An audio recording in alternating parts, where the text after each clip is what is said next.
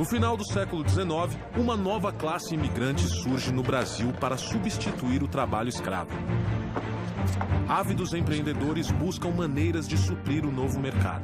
Veja, produto de primeira. Controlando a manufatura e o comércio de seus produtos, um desses empreendedores torna-se um dos homens mais ricos e poderosos do Brasil. Francesco Matarazzo. Hoje eu sou o maior comerciante de farinha de São Paulo.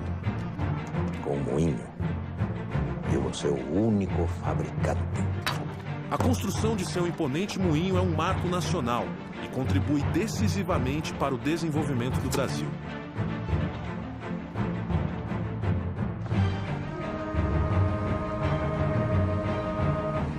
Enquanto Matarazzo dá início à indústria, um ambicioso norte-americano chega ao Rio de Janeiro com planos de mudar o país. Seu nome? Percival Farquhar.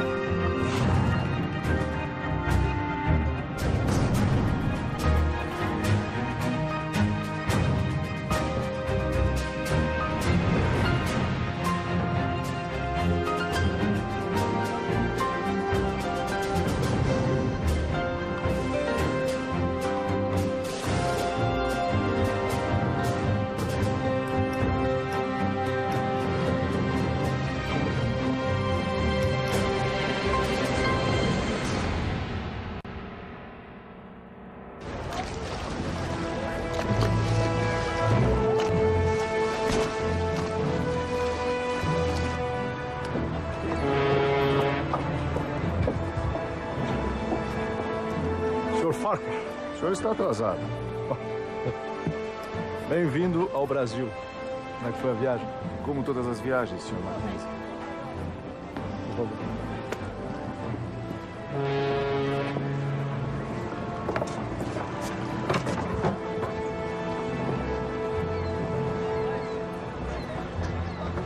Então, essa coisa precária é o porto da capital do Brasil. Pois prepare-se. O restante desse país será uma surpresa mais desagradável ainda. Ótimo. Ótimo. Onde falta estrutura, senhor Mackenzie, sobra oportunidade. O Brasil do começo do século XX ainda é um país rural. A infraestrutura é incipiente e a integração do território é precária. Até mesmo na capital da República, os serviços públicos são obsoletos. O Rio de Janeiro ainda não tem energia elétrica. É para mudar isso que Farquhar se associa à empresa canadense Light and Power. Junto a Alexander Mackenzie, ele inicia um plano de eletrificação do Rio de Janeiro. Aí que aparece o papel de um empresário novo que busca, junto à Light, chegar ao Brasil, e a Light precisava disso para expandir o seu negócio para o Rio de Janeiro. E, por outro lado, vai enfrentar um grupo que é um grupo poderoso, mas que é relativamente novo no setor elétrico. Senhor Eduardo, é um prazer. Vou receber. Por favor, fique à vontade. Guilherme, é o filho? Guilherme, senhor Guilherme. Por favor, fique à vontade. Senhores, eu pedi essa reunião para que acabássemos de uma vez por todas com esses conflitos absurdos. E como o senhor faria isso, Sr. Farquhar? É simples. Eu quero colocar a família Guinea no projeto da Companhia Light. Vamos eletrificar o Rio de Janeiro juntos. Vocês seriam contratados como empreiteiros da Light. Ficariam responsáveis por construir toda a infraestrutura do projeto. Não. Perdão? A nossa resposta é não. O Rio de Janeiro não precisa do senhor, Mr. Farquhar. O plano da Companhia Light está enfrentando a oposição de uma tradicional e poderosa família carioca, a família Guinea. O grande negócio deles, e isso tornava-os realmente um conglomerado importante, era o Porto de Santos. Toda a força motriz do porto seria elétrica. Então, isso vai fazer com que eles pulassem para o ramo elétrico. Inicialmente, para suprir as necessidades do porto. Depois, eles vão perceber aquilo como um ótimo filão para outros ganhos, né? O progresso chegará ao Rio de Janeiro com ou sem vocês? Acho que não vai ser tão simples assim. É bem provável que o senhor não tenha conhecimento do decreto antimonopólio?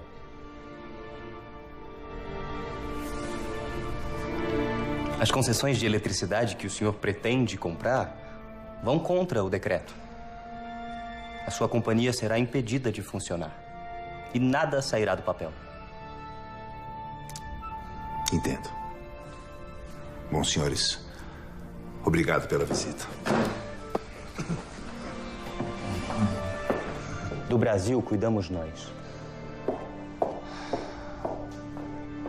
O que a gente observa é que o mundo inteiro está sendo, vamos dizer assim, colonizado pela energia elétrica. Quando a Light se instala, aí nós temos uma relação de capital estrangeiro, capital nacional.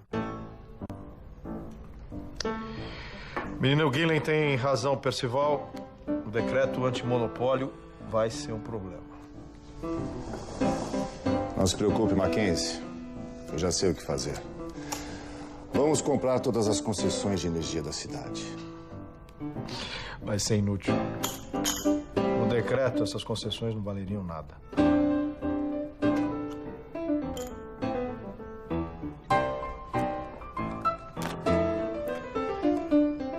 Full House.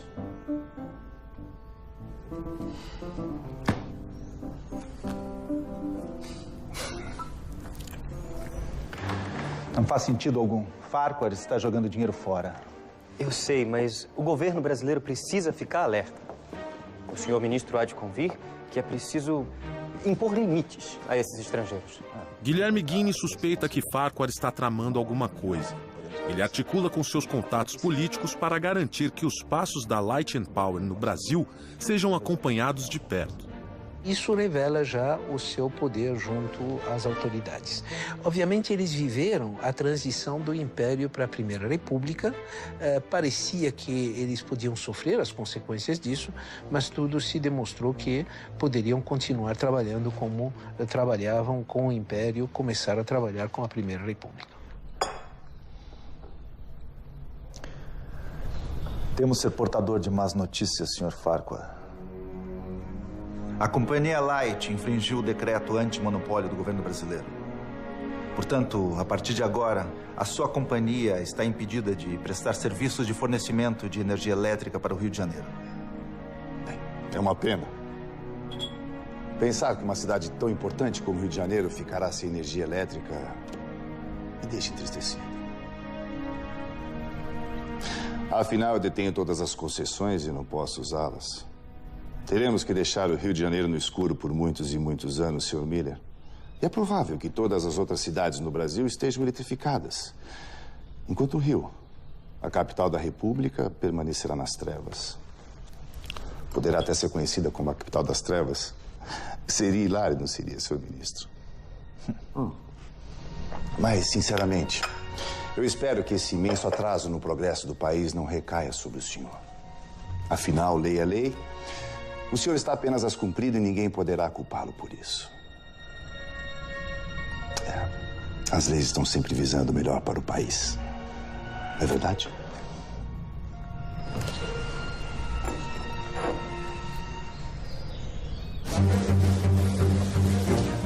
Senhoras e senhores, muito obrigado pela presença de vocês aqui hoje. Hoje é um dia muito especial para o Rio de Janeiro, que finalmente sairá das trevas. O decreto antimonopólio é derrubado. A eletrificação do Rio de Janeiro começa. E tudo está nas mãos de Farquhar. Bem-vindos ao progresso.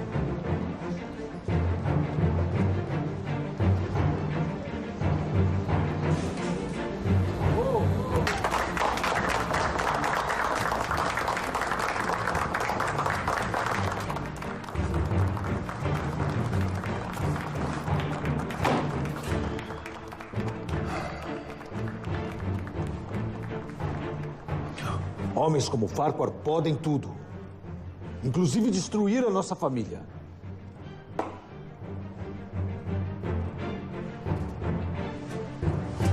Missão cumprida, Percival. Você conseguiu. Isso é só o começo, meu caro.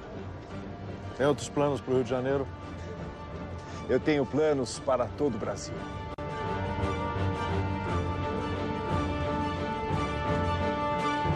Percival Farquhar chega ao Rio de Janeiro em 1905, atraído por oportunidades de negócio que um país sem infraestrutura proporciona. Onde falta estrutura, Sr. Mackenzie? Sobra oportunidade. Seu primeiro projeto é eletrificar o Rio de Janeiro através da Light and Power Company.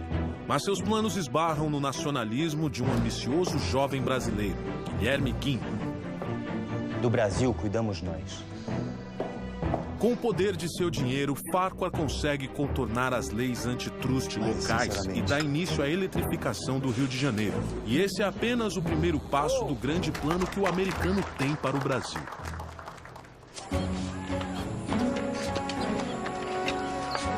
Meus planos para esse projeto terminam aqui, Mackenzie. Deixa o Rio de Janeiro comigo. A Light dá início às obras da usina de Lages, a maior da América Latina, capaz de fornecer energia para todo o Rio de Janeiro. E Farquhar volta as atenções para seu outro projeto. Franklin, aqui e eu vamos construir uma ferrovia. Ou melhor, algumas ferrovias. O plano de Farquhar é gigantesco. Um conjunto de estradas de ferro para interligar todo o continente americano. Fazer um eixo que ligasse norte a sul as ferrovias, atendendo a construção de um mercado interno que estava em formação. Sim, nós vamos cortar todo o Brasil, começando os trabalhos simultaneamente pelos dois extremos. É um belo projeto. Mas e a Sorocabana? Sem ela, a ligação entre o norte e o sul do país será economicamente inútil. Não se preocupe, Mackenzie. Eu já tenho planos para consegui-la. E você, meu caro, faz parte deles. Farquhar pede que Mackenzie negocie a compra da Sorocabana com o governador do estado de São Paulo. O senhor está pensando em português? Sim, quer fazer a integração da América Latina toda. E a ferrovia Sorocabana, por atender uma região importante do estado de São Paulo e fazer a sua ligação com o sul do Brasil, seria estratégica nesse sentido. Enquanto isso, Farquhar vai para a Europa levantar o dinheiro necessário para a compra. Sr. Farquhar, telegrama do Sr. Mackenzie. Obrigado.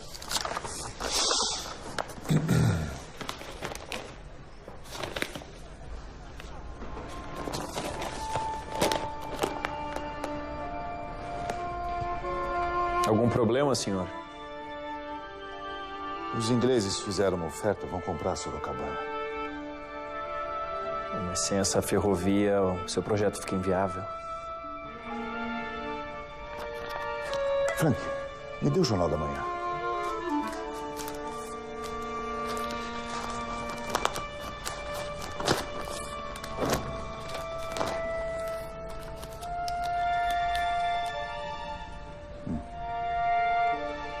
O emissário está vindo para Londres de navio para fazer a proposta.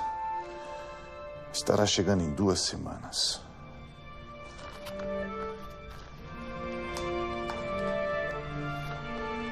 E qual o plano?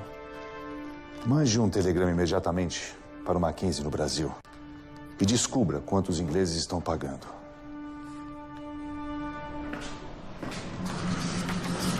Conseguiu? Mackenzie utiliza seus contatos para descobrir o valor da negociação da Sorocabana.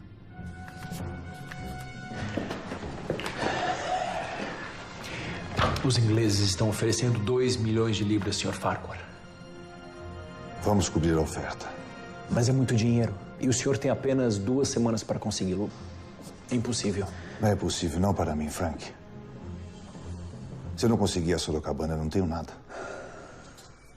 Tem muita gente que tem muito medo de errar e não faz nada. Eu sou da teoria seguinte, eu prefiro dar 10 tiros e errar 3. O Wall Street já está em pleno funcionamento. Nós já temos um sistema industrial, financeiro, né, comercial muito complexo. Farquhar consegue quase todo o dinheiro. Mas ainda falta uma parte. E só lhe resta uma opção. O Banco da Escócia.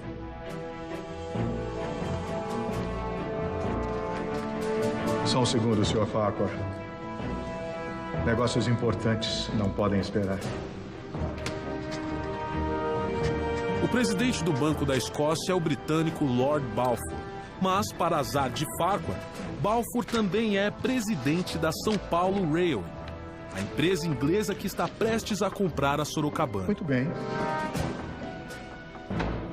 Pelo que entendi, o senhor quer que eu lhe empreste dinheiro para comprar a Sorocabana antes de mim? É isso mesmo. Exatamente. O senhor está falando sério?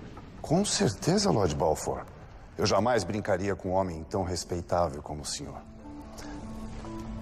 Eu estou apresentando um plano de negócios sólido e muito lucrativo para o Banco da Escócia. E o senhor, como presidente, não pode deixar que os seus outros negócios, como a São Paulo Railway, influenciem na sua decisão. O presidente do banco deve zelar pelos interesses do banco. Caso contrário, não deve continuar como presidente. Estou certo?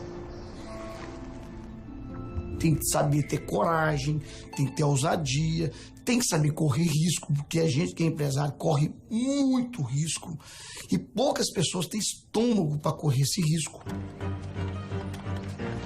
Farquhar consegue o empréstimo de Balfour e compra a Sorocabana antes do inglês. Com isso, finalmente começa seu projeto de integração das Américas. Farquhar funda uma empresa única para cuidar de todas as suas ferrovias. Estamos falando da Brazil Railway Company, que dará impulso à construção da Madeira Mamoré entre 1907 e 1912, e o foco era a exportação da borracha para os mercados, tanto para o mercado norte-americano, mas principalmente para a Europa. Mas a engenharia americana não está preparada para lidar com todos os problemas tropicais. São 23 quilômetros até lá. Quanto tempo levará para concluir esse trecho? Pelo estudo que a gente fez, eu creio que... O senhor está bem? Sim, eu tô... É só...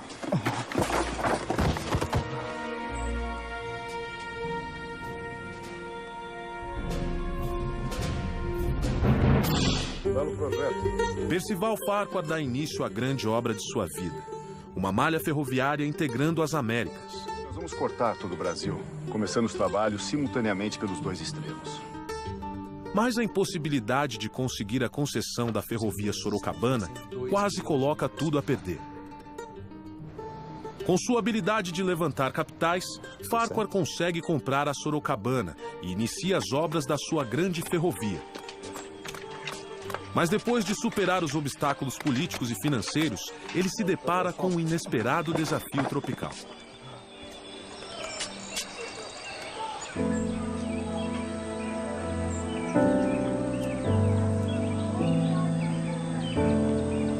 Fique tranquilo, Sr. Farquhar.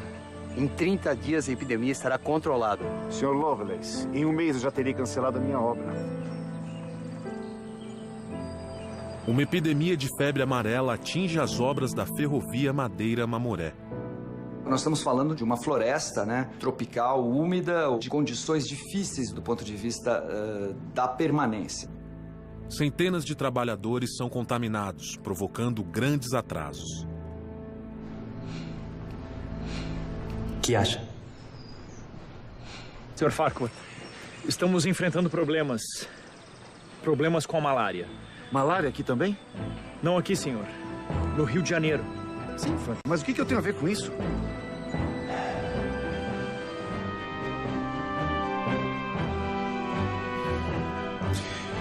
Eu tenho minhas dúvidas, Guilherme. É a estratégia perfeita.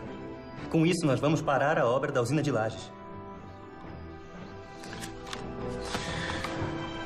Espero que você saiba o que está fazendo. Nós não podemos ter uma nova derrota pública para o Farquhar. Não tem com que se preocupar. Será o fim de Percival Farquhar. Ele tinha essa capacidade de lidar com imprensa no bolso, né? Enfim, brilhante nesse aspecto. Guilherme Guiney planta uma história na imprensa de que a epidemia de malária no Rio de Janeiro está sendo causada pela usina de Farquhar. Se a obra da usina for paralisada, os planos de Farquhar de eletrificar a capital da República serão destruídos. Para rebater as acusações de Guiney, Farquhar convoca o médico sanitarista Oswaldo Cruz. Oswaldo Cruz é um antigo aliado dos Guiney. Ainda assim, Farquhar sabe que Cruz é a pessoa mais adequada para cuidar do assunto.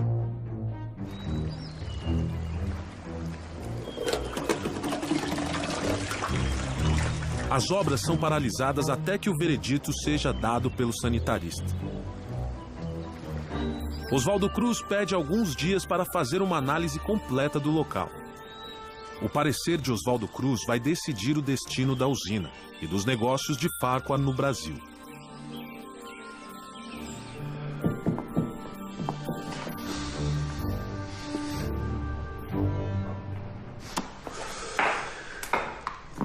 O que ele disse? A usina foi absolvida. Somos inocentes. Ótimo. Obrigado por essa notícia hoje. Prazer, Sr. Farquhar. É inacreditável. Eu não consigo entender por que Oswaldo Cruz nos trairia dessa forma. Ele não traiu ninguém. Oswaldo Cruz fez o que tinha que fazer. Chega de jogar o nome da nossa família na lama. Você vai para Salvador, Guilherme. E vai ficar por lá. Então, Guilherme ganha o direito de representar os negócios da família Guinea em Salvador. Ou seja, prêmio pra lá de consolação.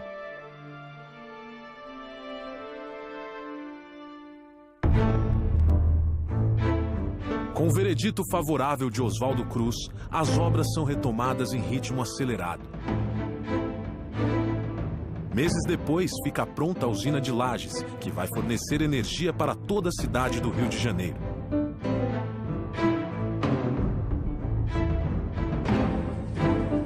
E Farquhar, triunfante, volta suas atenções para a Brazil Railway.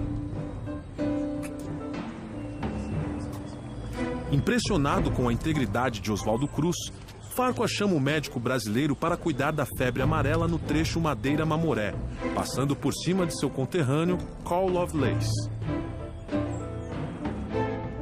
Oswaldo Cruz produz um relatório indicando medidas que amenizam o problema da febre amarela. As obras são retomadas. É o início da era de ouro de Farquhar. Ele foi um grande capitalista, né, de ferrovias, de portos, de transportes urbanos e tantos outros empreendimentos que ele tinha simultaneamente em várias capitais brasileiras, né? Seu império está crescendo. E nada parece capaz de parar Farquhar.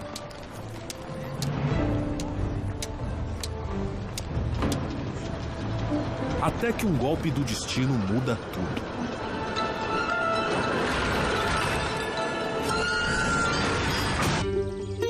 Farquhar começa a construir sua malha ferroviária, mas um surto de febre amarela atrasa as obras. Para piorar, sua usina de Lages sofre ataques na imprensa, orquestrados por Guilherme Guinea. Será o fim de Percival Farquhar. Farquhar resolve seu problema com a ajuda inesperada de um antigo aliado da família Guinea. O empreendedor americano está prestes a criar um império financeiro no Brasil, até que um acidente em Salvador ameaça acabar com seus planos. O bonde!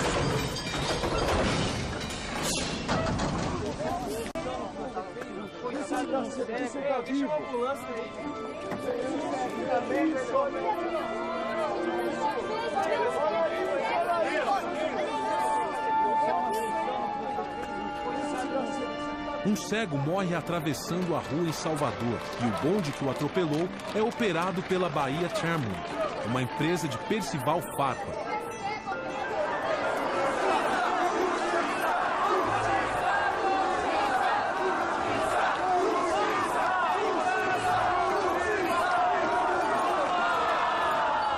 A morte acidental causa revolta em toda a cidade e a população protesta nas ruas contra a Bahia Tramway, o americano que está por trás dela. Que exagero.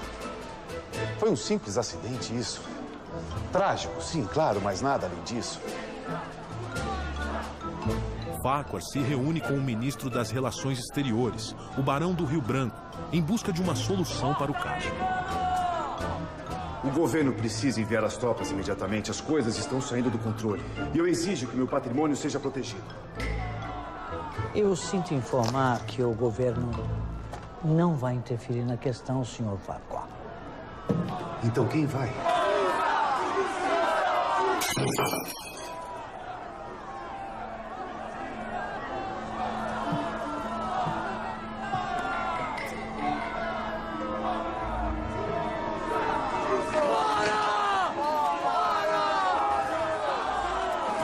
E um homem espera que a revolta ganhe proporções ainda maiores. Ele se aproveita desse momento para mostrar a insensibilidade do capitalista estrangeiro, que tratou muito mal daquele acidente, e da sensibilidade do capital nacional. Esse é um caso onde se demonstra o senso de oportunidade do Guilherme. Aproveitando a crise, Guilherme consegue tirar a concessão dos bondes de Farquhar em Salvador. A Light and Power perde seus negócios na cidade e a imagem de Farquhar fica profundamente arranhada. Justiça! Justiça! Justiça! A Light entra com processo contra o município para reaver então esses bens que teriam sido depredados nesses dias de comoção. A Light chega com uma conta no município e o município fala, olha, de multa que você tem pela prestação de maus serviços é praticamente o mesmo valor ou maior do que o valor que você está nos apresentando. E aí é o espaço para o Guilherme Guinle expandir os seus negócios. O sucesso da campanha contra Farquhar traz Guilherme de volta à confiança de seu pai. Ele retoma os negócios da família em São Paulo e no Rio de Janeiro. Mas sua cruzada contra Farquhar ainda não terminou. A vitória contra a empresa Light and Power Company, propriedade do Sr. Percival Farquhar, foi uma grande conquista dos brasileiros. Está mais do que claro que os investidores estrangeiros vêm para cá apenas para se beneficiarem às custas da população. Não podemos deixar que interesses ocultos interfiram na soberania de nosso país. O Brasil para os brasileiros. Pouco insignificante. Devemos tomar uma atitude. Não. Deixe o brasileiro com suas migalhas. Temos coisas mais importantes para resolver. Prepare suas coisas. Vamos voltar para Brasil Railway.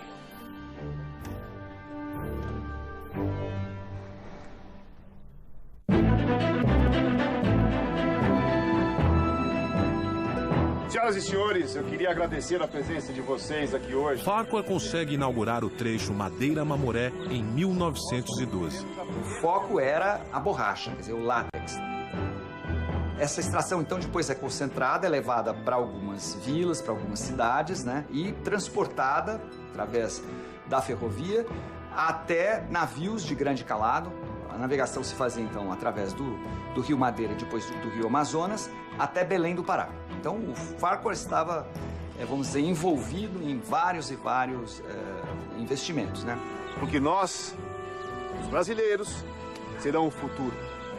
Muito obrigado a vocês.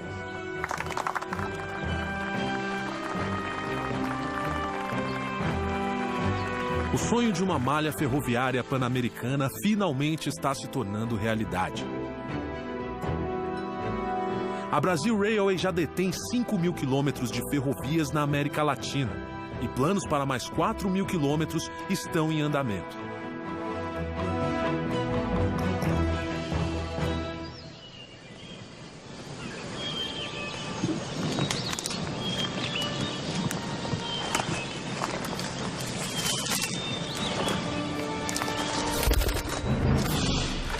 Pelotão, alto. Cabo.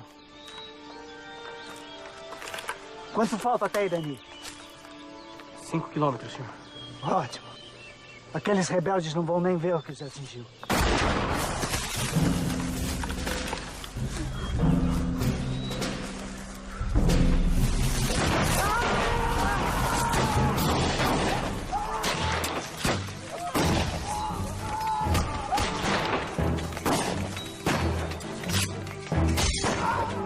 Mas antes que Farquhar possa alcançar seu grande objetivo, uma revolta no sul do país cruza seu caminho. Estoura uma guerra civil e no centro dela está a Brasil Railway. Um dos bondes de Percival Farquhar atropela um cego em Salvador, causando uma revolta anti-americana na cidade. Insuflada por Guilherme Guinle, a sociedade baiana exige a punição de Farquhar, que é expulso da cidade. Guilherme retorna vitorioso para o Rio de Janeiro, pronto para continuar atacando o americano. Farquhar abandona o Rio e retoma os trabalhos da Brazil Railway, visando completar a ligação das Américas. Mas um conflito no sul do Brasil coloca em xeque seu sonho de controlar os meios de transporte de todo o continente.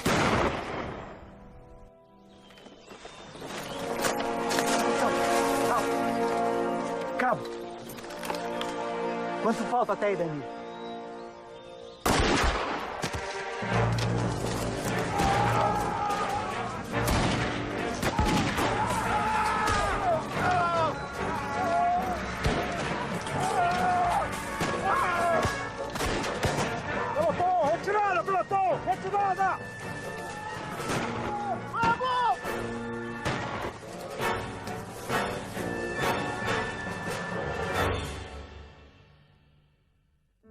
Em Santa Catarina começa uma revolta de camponeses que perderam suas terras para a Brazil Railway. É a Guerra do Contestado que ameaça o trecho entre São Paulo e Rio Grande do Sul das ferrovias de Farquhar. Com a companhia ferroviária, que é a Brazil Railway, que é todinha coordenada, né, por técnicos e engenheiros que vêm dos Estados Unidos e da Alemanha, né, você tem ali um controle sobre os territórios e uma invasão sobre as terras indígenas, sobre as terras camponesas, que vão sendo empurrados e que se organizam para defender sua terra e reagem, né, chamando os seus valores, a sua religiosidade.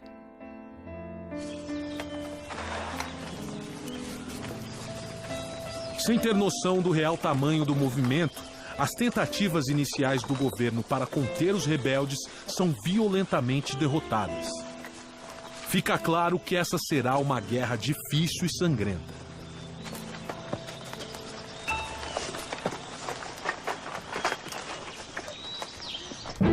Farquhar apela para um velho conhecido, o novo ministro das Relações Exteriores, Lauro Miller. Nós estamos negociando, mas a situação é delicada. Não me interessa.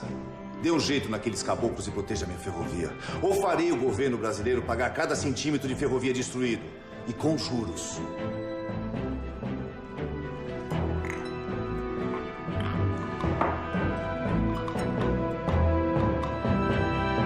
Lauro Miller ajuda Farquhar enviando tropas federais para reprimir a revolta.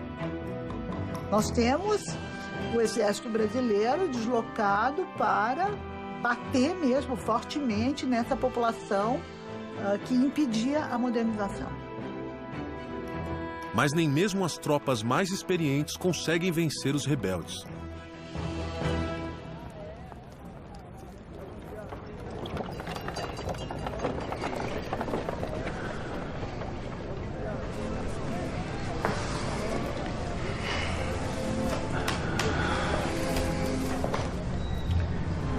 Seu pai foi um bom homem, Guilherme.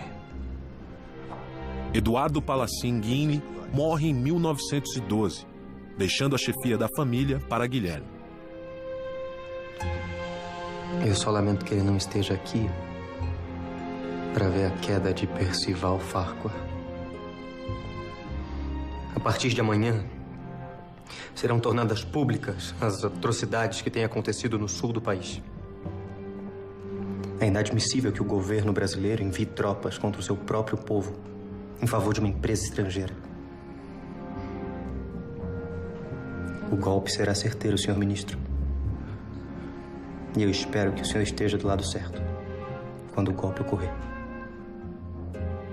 A campanha de Guinle apontando as injustiças da Guerra do Contestado faz efeito. A opinião pública no Brasil se volta contra Farquhar. Para piorar a situação, a Malásia entra no mercado mundial da borracha e se torna um concorrente fatal para os negócios de Farquhar no norte do Brasil.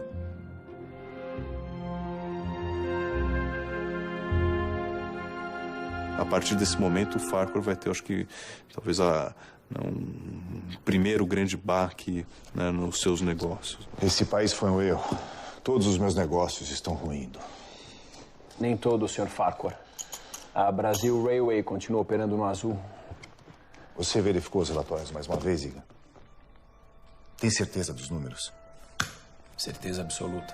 Aquela ferrovia está em meio a uma guerra. Eu não consigo entender como ela pode estar dando lucros. É uma empresa sólida.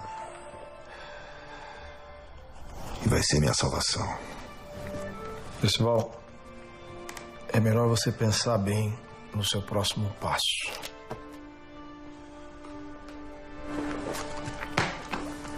E as cartas, filho? A receita do sucesso é ter coragem de, em um momento difícil, você continuar a luta, porque não vai ser só momentos bons. Em São Paulo, os empreendimentos de Francesco Matarazzo continuam crescendo.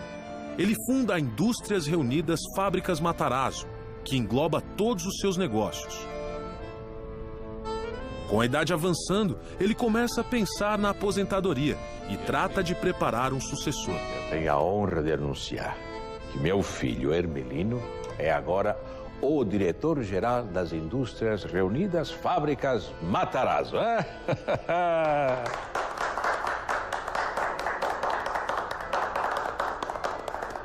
Agora, o chefe da família é você.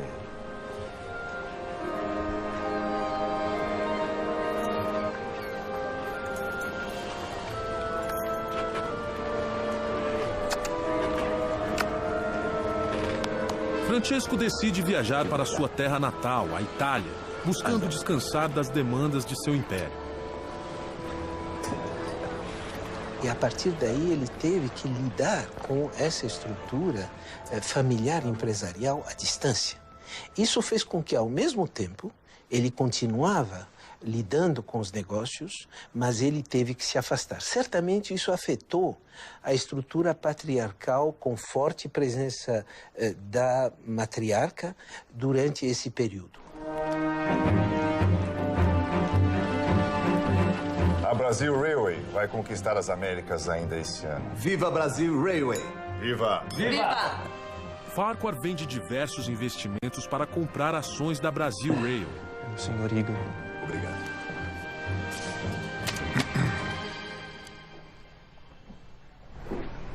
Algum problema, Percival? Não. Tudo bem, o jantar está servido. Bom apetite a todos. Obrigado. Egan havia mentido nos relatórios financeiros. A Brasil Railway está quebrada. Farquhar dá sua última cartada e tenta empréstimos na Europa para salvar seu império.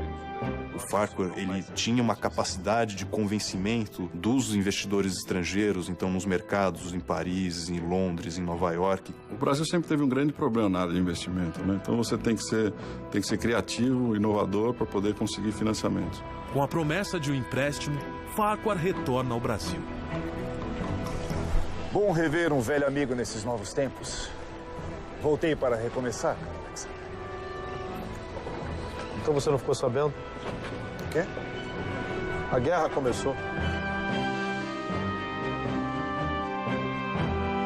Em 1914, estoura a Primeira Guerra Mundial.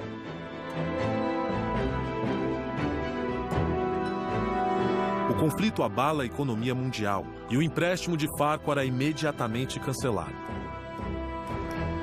O americano que veio para o Brasil construir um império agora não tem nada.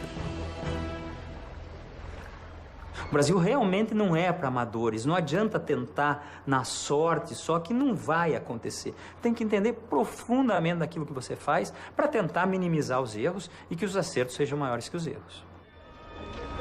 Guilherme fica satisfeito de ver Farquhar fracassar no Brasil. Mas ele não tem tempo de comemorar. Devido à guerra, o Porto de Santos perde muito movimento. O principal investimento da família Guinle entra em crise.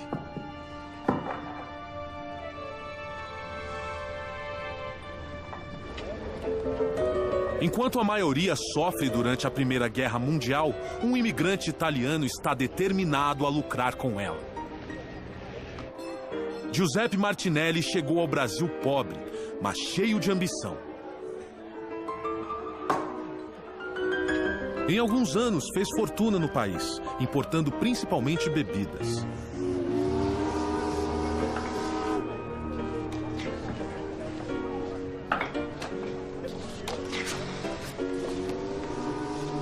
Agora, ele hipoteca todos os seus investimentos e convence Mário de Almeida a entrar como sócio em uma nova companhia de navegação, a Martinelli S.A.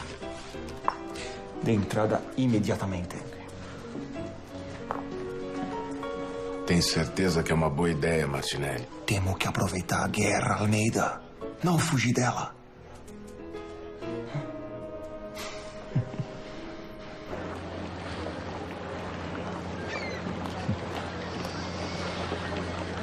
Esses navios já foram uma mina de ouro e agora ficaram inúteis. Esse país pode te destruir, Sr. Martinelli. Ou te deixar rico, se você souber jogar suas cartas. O que o senhor pretende fazer com os navios? Você sabe que eles não foram feitos para o mar. Eu sei. Nós estamos muito longe do Rio Madeira. Eu não vou navegar pelo Rio Madeira. Eu vou atravessar o Atlântico.